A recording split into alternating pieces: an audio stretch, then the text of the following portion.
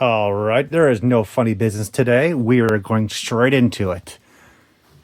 Dun, dun, dun. Oh, sweet. I had no idea what it was when I saw the bottom of it. I was like, what the hell is that? I thought it might be Trendmaster toys. Cool. Fusion Collection. Go Tanks. I mean, honestly, it was a filler sequence adding little spit ghosts, but they were still very fun. They really were, and I do still like them. This is the larger version of Jax with Giant Ape for the action figures. Of all the DBZ figures that were produced during the airing of the shows, the larger versions do not get much love compared to the 5-inch figures. So even though this is a great figure, comes with 2 ghosts, still, the market might be about $25, $30.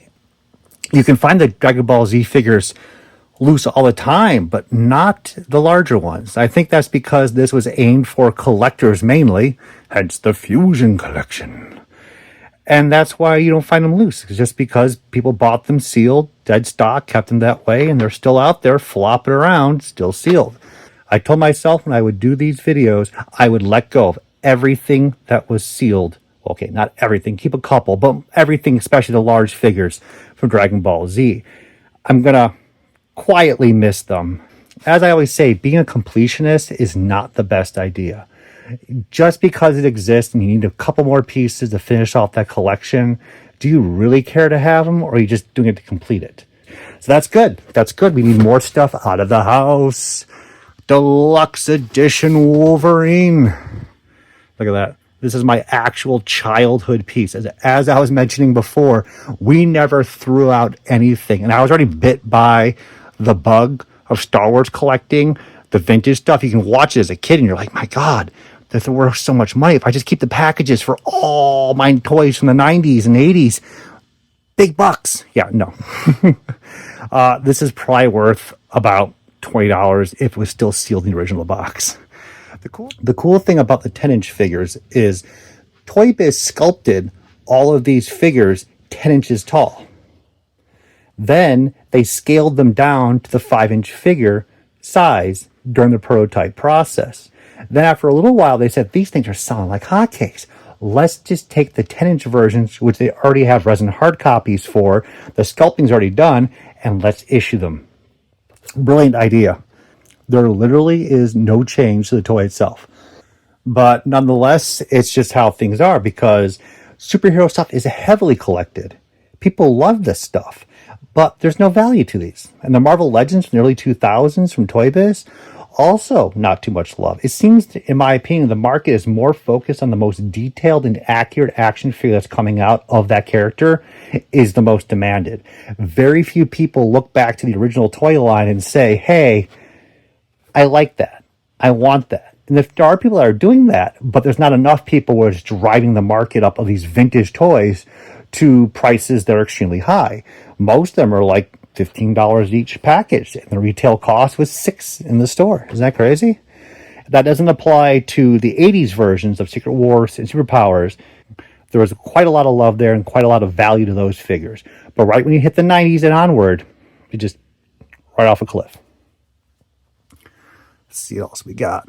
Look at this. Dun, dun, dun. We have a sealed case of G.I. Joe single assortment. Don't open before July 10th, 2009. Hold on a moment. Oh my God. It's past that date. We can open this. Let's see what we got here. I have no idea what this case is. Oh, fun publications. I picked this up at a JoeCon, most likely. So this might be JoeCon exclusive figures in here. I don't know. We're going to have to open this puppy up. I'm excited because, oh wait, the tape broke there and the tape is still sealed there. Wait, is it open? I think it is open. Oh my God. And the funny part is with a lot of these newer toys, when we were packing these away years ago, oh my God, there's another one down there. They're just multiplying. When we were packing away a lot of these sealed cases at times, and this one isn't still sealed, our mindset was like, okay, these will be very valuable in the future, because like everything in our mind would be valuable in the future, just which ones will be more valuable than the others.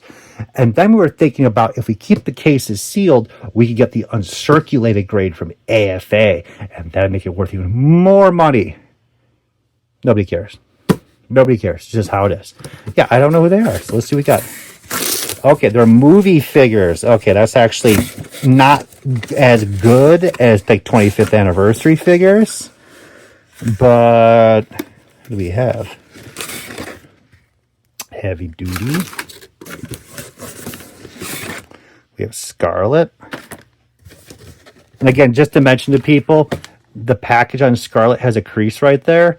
And that just goes to show, even though if you have case fresh stuff, they still are damaged. Not everything is still flawless mint. Zartan. Cobra Viper. Commando.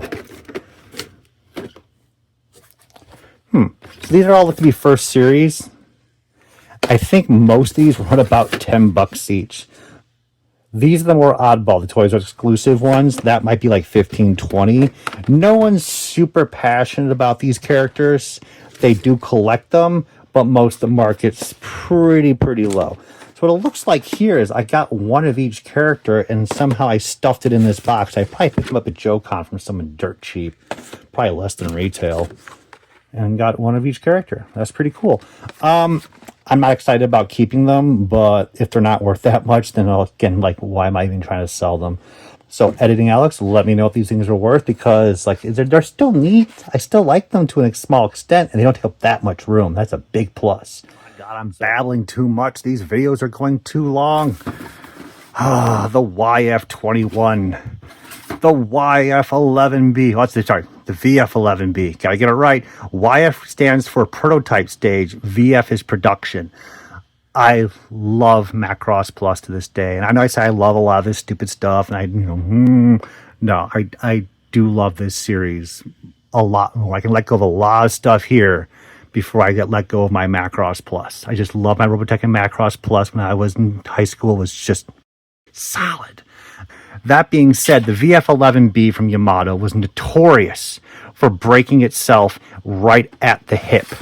This piece is an absolutely stellar looking ship. I love the design. I'm very happy they made this Valkyrie that did not show up that often in the series. But I used to have 3 of these. The first one I bought, the leg broke on me when I was transforming it. The next one I purchased, the leg broke at the toy show when I opened it. The third one was still sealed.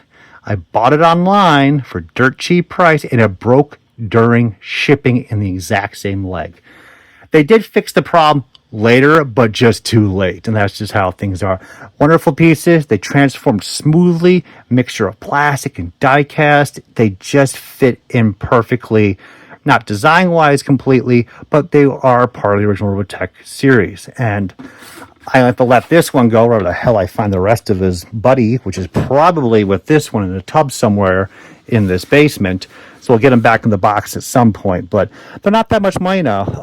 I think the retail was originally $75 to $100 each, and now they're probably worth like $40 each. Different companies have taken the helm of Robotech and Macross, so there's just such a variety out there now that people have a huge amount to choose from, and they're still making them to this day.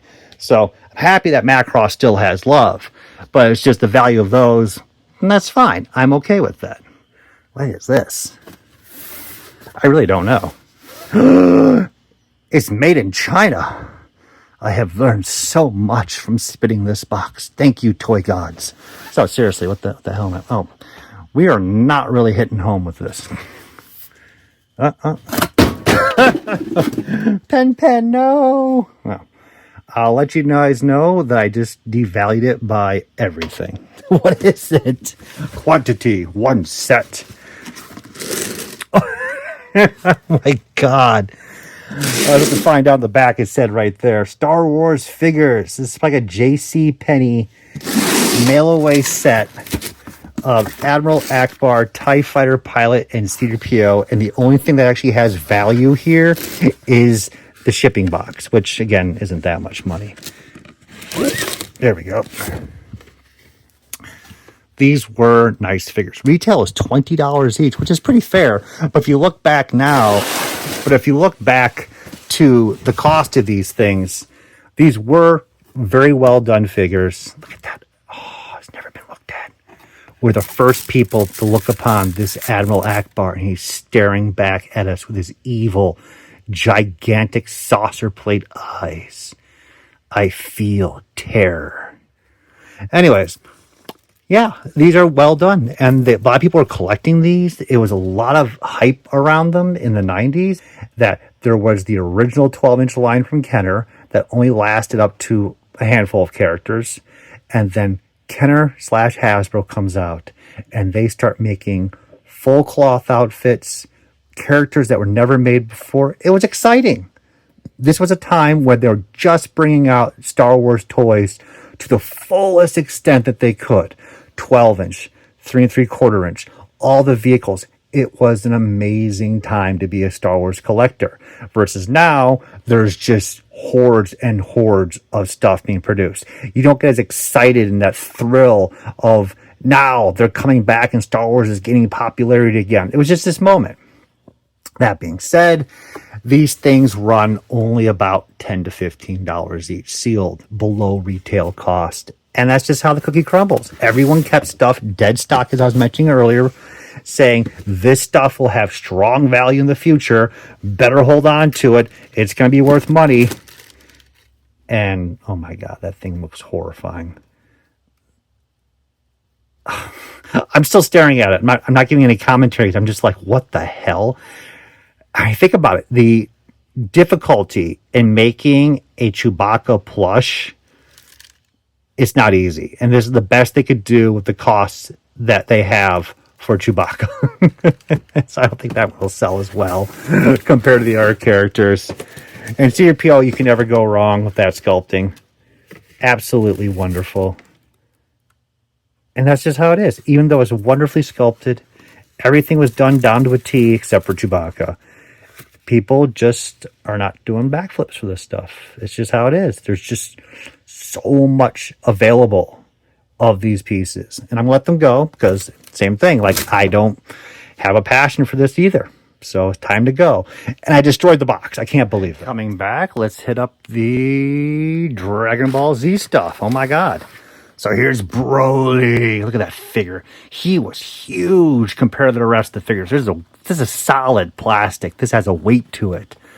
And this is the early figures from Irwin that had barely any posability. And that's because they weren't sure how the franchise would work out. It was doing well for them, but as the company expanded, they were able to break into newer technology to make better figures. But this figure does have a good presence to it. The shoulders being arched up, that expression on his face. Oh, hell yeah. Great figure. As I mentioned earlier, I'm going to let these pieces go. I remember there's two variants. There's going to be the gold hair and the yellow hair, so keep an eye out for that. I think they're equally rare in general. About 30, 35 carded. People do tend to still collect these early Irwin figures. They don't look amazing compared to the newer figures that they're producing, and that's okay. I'm still happy that people do appreciate them. And it's time to let it go. Then we have another DBZ hiding up here.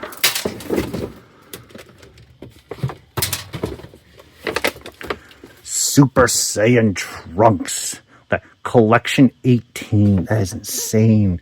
It's about 3 figures they'd produce per a collection. Quite a number of them would be just repaints, hence why we have the orange hair on Trunks here. Again, a lot of people just don't get excited about these figures. I think I have this one actually for sale right now on eBay, and no one's bought it for quite some time. So I'm going to let this one go as well, but, man, still wouldn't be too bad. And when you're buying these things loose, to be honest with you, the hair breaks very easily. So the few times I have pulled these out of a bin at the flea market, the hair's broken. So if you do want a nice, clean, mint shape one, you have to pick one up sealed. So thank you again. I'm going to try to do 10 to 15 minute episodes. I'm going to hit the rest of this stuff right after this.